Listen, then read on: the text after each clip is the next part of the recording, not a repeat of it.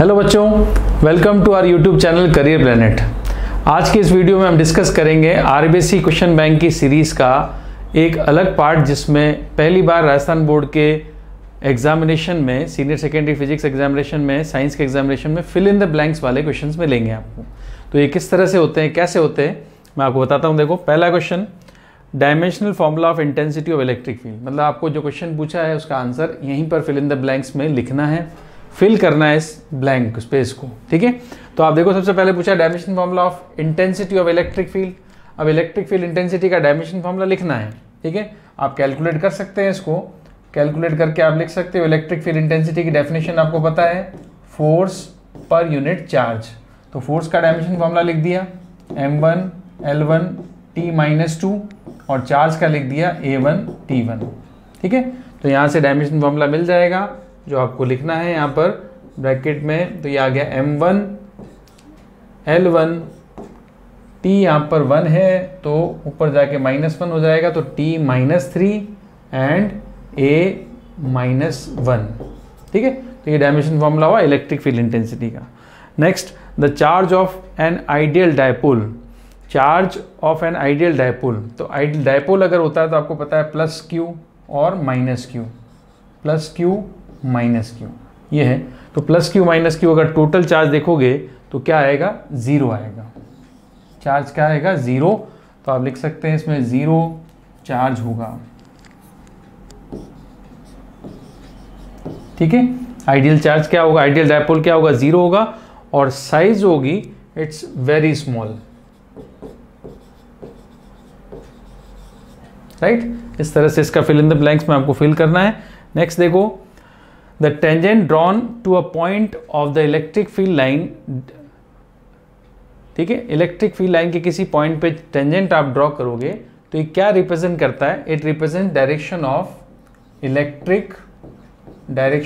Electric field intensity. Electric field intensity की direction को represent करता है इलेक्ट्रिक फील्ड लाइन के किसी भी पॉइंट पर खींचा गया tangent.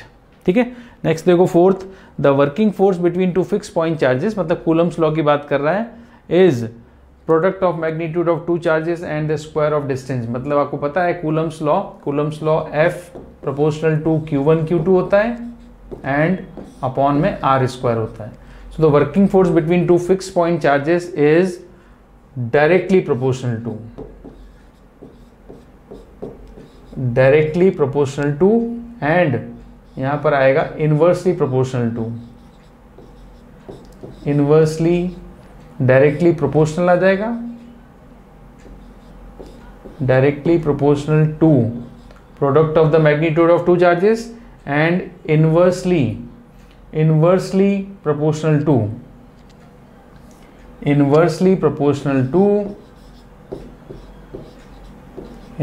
Proportional to square of distance between them.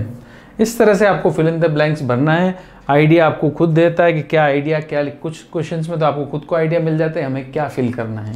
ठीक है, वैसे अब इजी पैटर्न है, ये वाला इजी पैटर्न रखा गया है इस बार।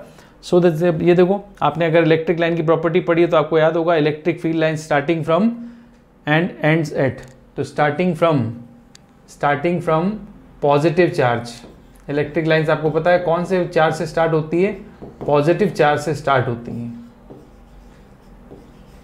ठीक है, तो electric lines starts from positive charge and ends eight negative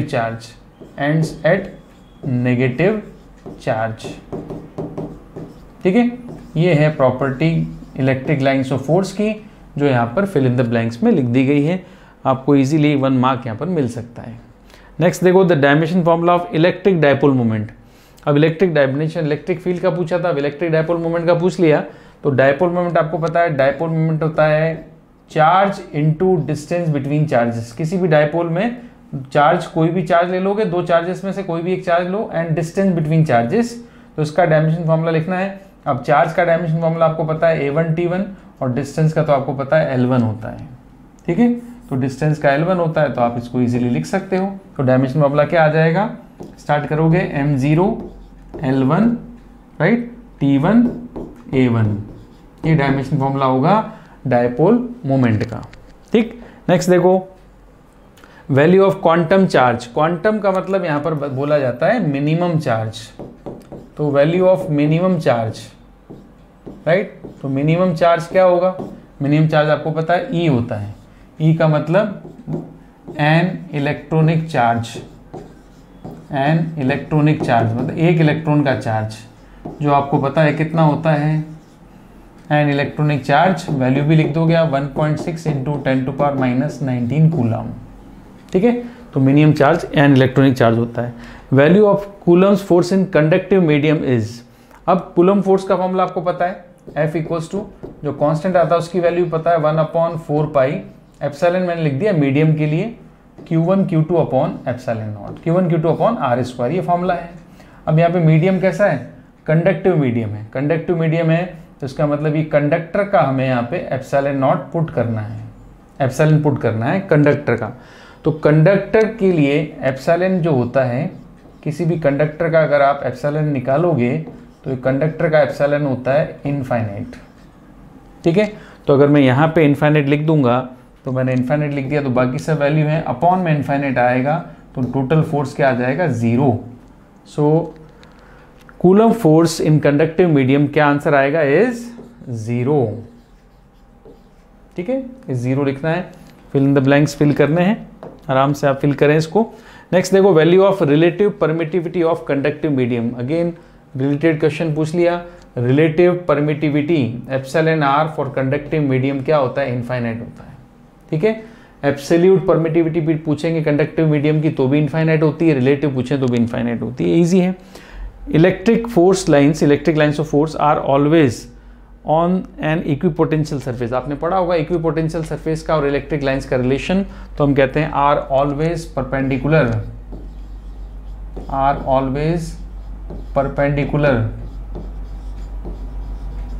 perpendicular to, perpendicular to, ये आ जाएगा बस परपेंडिकुलर आ गया, टू लिखा होगा, टू एन इक्विपोटेंशियल सरफेस, ठीक है। तो हमेशा electric lines of force always perpendicular to electric field होती है, electric lines of force always perpendicular to equipotential surface होती है, पढ़ा होगा आपने प्रॉपर्टी है। थोड़ा सा आपको बता दूं, देखो इलेक्ट्रिक लाइन्स ऑफ फोर्स कहाँ बनेंगी, देखो इस तरह से, ये इक्विपोटेंशियल सरफेस है, कैसी है, स्फेरिकल है, सपोज करें ये चार्ज है और ये स्फेरिकल सरफेस होती है इक्विपोटेंशियल सरफेस, इलेक्ट्रिक लाइन्स बनाओगे तो हमेशा इस तरह से बनेंगी, हमेशा इलेक्ट्रिक लाइन्स इक्विपोटेंशियल सरफेस के परपेंडिकुलर होती हैं,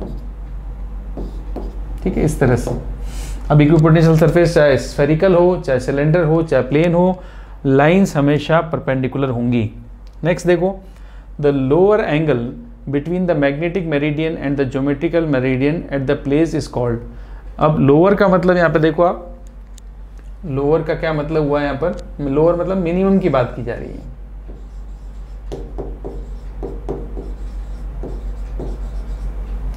minimum angle between magnetic meridian and geometrical meridian is called.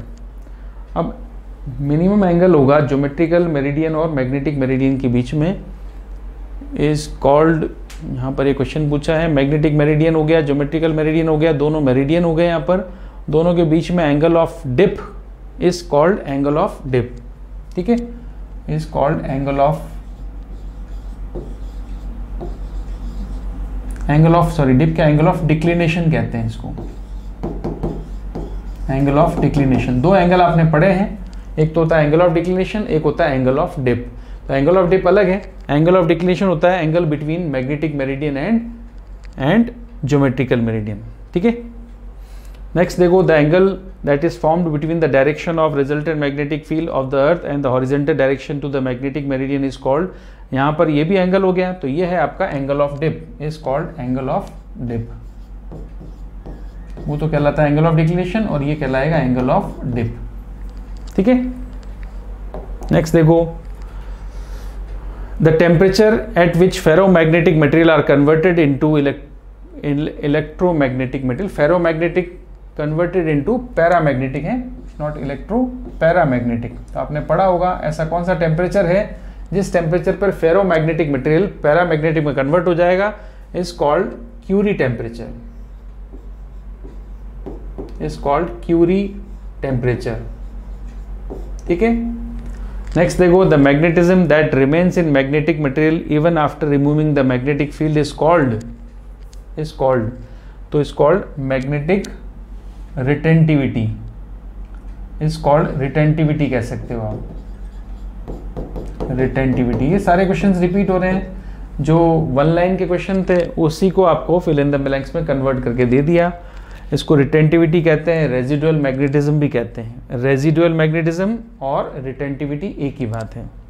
Next देखो, unit of pole strength is, pole strength आपने पढ़ा होगा, पोल स्ट्रेंथ प्लस एम होती है नॉर्थ पोल की और माइनस एम होती है साउथ पोल की, ठीक है।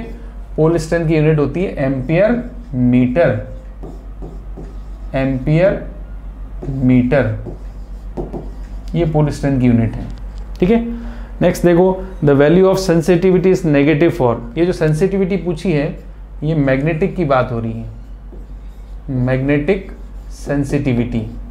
मैग्नेटिक सेंसिटिविटी को हम और क्या बोलते हैं, ससेप्टिबिलिटी,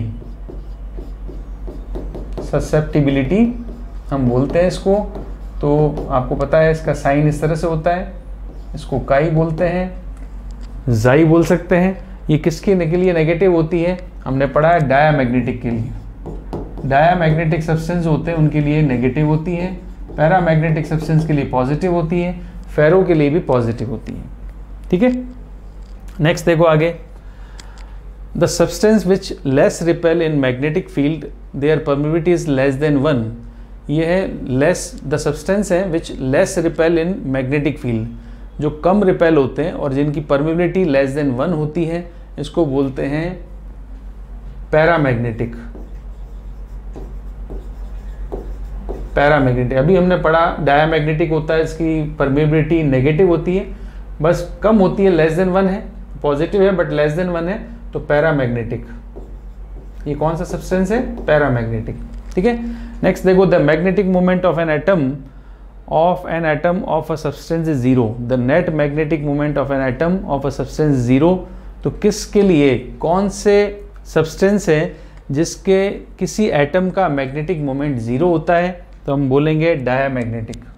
डायामैग्नेटिक में 2 इलेक्ट्रॉन्स होते हैं और दोनों इलेक्ट्रॉन्स का अगर टोटल एटम का मैग्नेटिक मोमेंट निकालें तो 0 होता है, जबकि पैरा में एक एक एटम एक स्मॉल मैग्नेट की तरह बिहेव करता है, ठीक है। इसको हम एटॉमिक मैग्नेट भी कहते हैं, बट ये मैग्नेटिक मोमेंट जो है एटम का 0 होगा तो डायम है। पैरा वाले एटम को तो हम एटॉमिक मैग्नेट कहते हैं, छोटे छोटे मैग्नेट होते हैं, स्मॉल मैग्नेट्स। नेक्स्ट देखो, the SI unit of magnetic moment is, तो मैग्नेटिक मोमेंट की यूनिट, अब बताओ मैग्नेटिक मोमेंट की यूनिट, मैग्नेटिक आपको पोल स्ट्रेंथ की यूनिट आपसे अभी पूछी थी, तो मैग्नेटिक मोमेंट आप देखो m इंटू एल होता है एक तो, ठीक है, या फिर दूसरा फॉर्मूला मैग्नेटिक मोमेंट का I इंटू ए होता है। तो मैग्नेटिक मोमेंट का अगर ये फॉर्मूला है तो हमें पता है, पोल स्ट्रेंथ की हमने यूनिट अभी लिखी, वो होती है एम्पियर मीटर, तो एक और मीटर आ जाएगा तो ये मीटर स्क्वायर हो जाएगा, ठीक है। तो इसकी यूनिट होगी ampere metre square, right. Next देखो, question number 20, alloy iron is magnetized, alloy iron is magnetized, alloy iron magnetize. Question कुछ समझ में नहीं आ रहा क्या बोला है इसमें, कौन सा एलॉय है आयरन का जो मैग्नेटाइज हो जाता है। तो हम आयरन का मैग्नेटाइज, आयरन का अगर एलॉय कहें तो कौन सा एलॉय है जो मैग्नेटाइज हो जाएगा, इस तरह से पूछा है। एक मिनट चेक कर लेते हैं लास्ट। क्वेश्चन नंबर 20 है,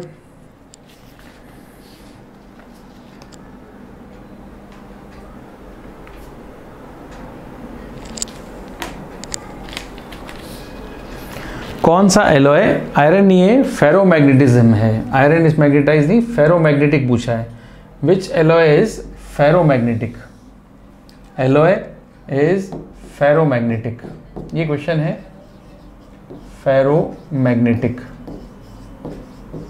तो आपने पढ़ा है फेरोमैग्नेटिक कौन सा होता है, हमने पढ़ा है इसमें एल निको। फेरोमैग्नेटिक जो होता है एलॉय जो फेरोमैग्नेटिक है, फेरोमैग्नेटिक सब्सटेंस आपने पढ़े हैं। फेरोमैग्नेटिक सब्सटेंस में आपने पढ़ा है निकल कोबाल्ट, आयरन कोबाल्ट निकलना, इसमें आएगा आयरन कोबाल्ट निकल। ठीक है, ये हैं जो फेरोमैग्नेटिक होते हैं, आयरन, कोबाल्ट, निकल। नेक्स्ट देखो अगला, amplitude modulation wave consist of. Amplitude modulation अगर आपने कर दिया तो कितनी फ्रीक्वेंसी कंसिस्ट करता है? थ्री फ्रीक्वेंसीज कंसिस्ट करता है। ठीक है, और नेक्स्ट में देखो USB means in amplitude modulation. USB का मतलब क्या होता है? यूएसबी ये होता है अपर साइड बैंड। यूएसबी का मतलब हुआ upper side band in amplitude modulation.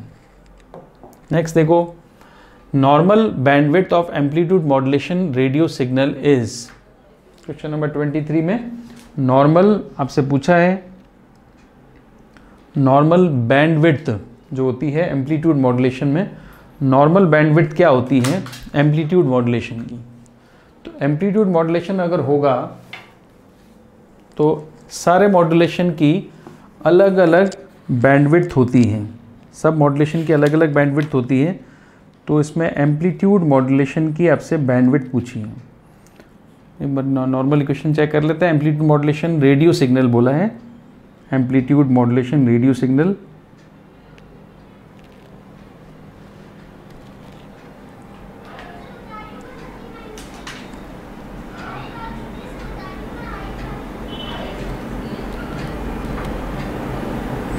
तो एम्पलीट्यूड मॉड्यूलेशन में बैंडविड्थ रेडियो सिग्नल तो नहीं है, एम्पलीट्यूड मॉड्यूलेशन कह सकते हैं। नॉर्मल बैंडविड्थ जो होती है वो मतलब कौन सी फ्रीक्वेंसीज को ये कैरी कर सकता है, तो ये कम फ्रीक्वेंसीज को कैरी करता है, तो इसकी बैंडविड्थ होती है 0.5 to 20 megahertz.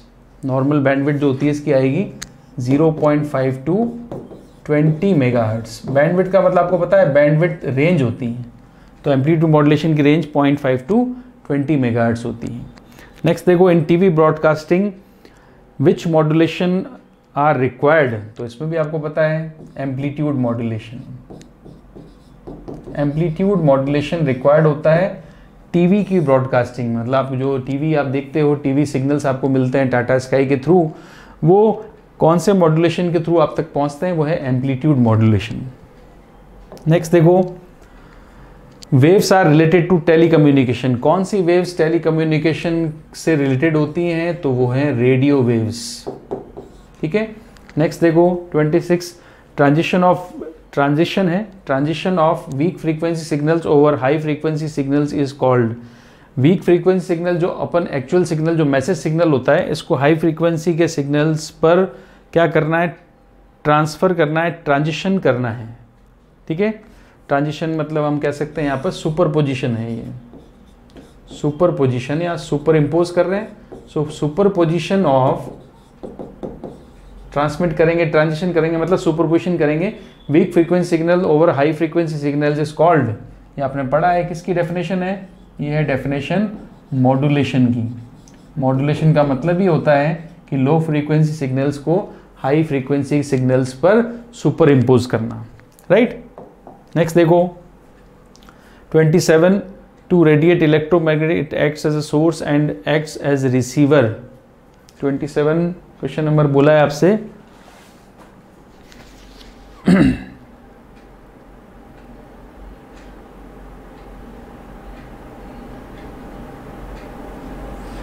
Source and receiver जो बोला है, सोर्स भी है मतलब रेडिएट भी करेगा और रिसीव भी करेगा, तो वो है एंटीना।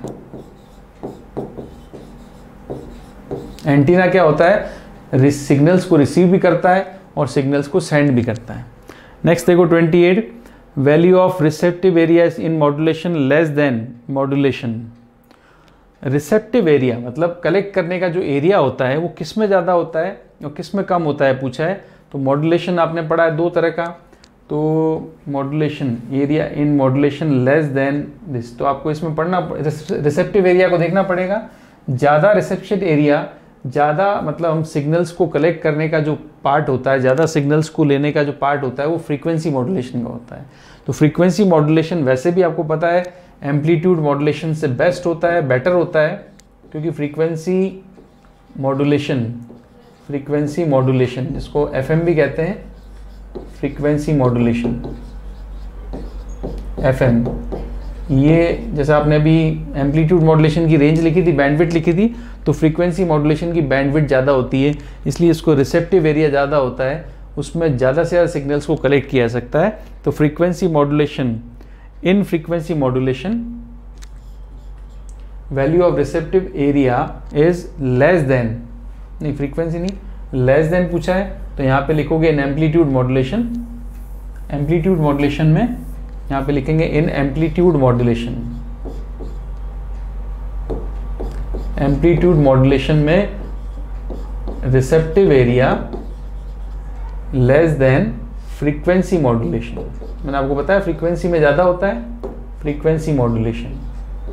तो फिल इन द ब्लैंक्स है, ध्यान से आपको फिल करने हैं, कहाँ पर किसको फिल करना है, दोनों का आपको पता है कि भी किस में ज़्यादा होता है रिसेप्टिव एरिया, फ्रीक्वेंसी मॉड्यूलेशन में, एम्पलीट्यूड में कम होता है, बट लिखना इसको सही जगह पर है क्योंकि लैंग्वेज पढ़ के आपको लिखना है।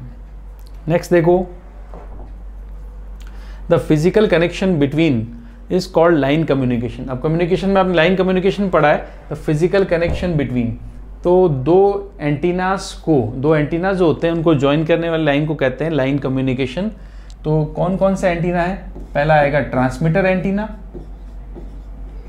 ट्रांसमिटिंग या ट्रांसमीटर एंटीना कह सकते हैं, ट्रांसमीटर एंटीना, एंड और दूसरा कौन सा होगा, रिसीवर एंटीना। सेकंड आता है रिसीवर एंटीना, ठीक है, is called line communication. Next question number 30, the electric field and the magnetic field are in transmission of electromagnetic wave. तो EMW में आपको पता है इलेक्ट्रिक फील्ड और मैग्नेटिक फील्ड आर हम क्या बोलते हैं, are perpendicular to each other. इसमें क्या आएगा, fill in the blanks, perpendicular to each other, are perpendicular to each other.